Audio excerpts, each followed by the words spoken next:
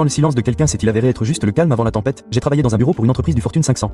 L'une des membres de notre équipe de longue date, G, a travaillé comme employée de niveau 2 pendant un certain temps. Elle était suffisamment compétente pour être employée de niveau 3 ou 4, mais n'a jamais accepté l'offre car elle était mère célibataire, dépendait des transports en commun, etc.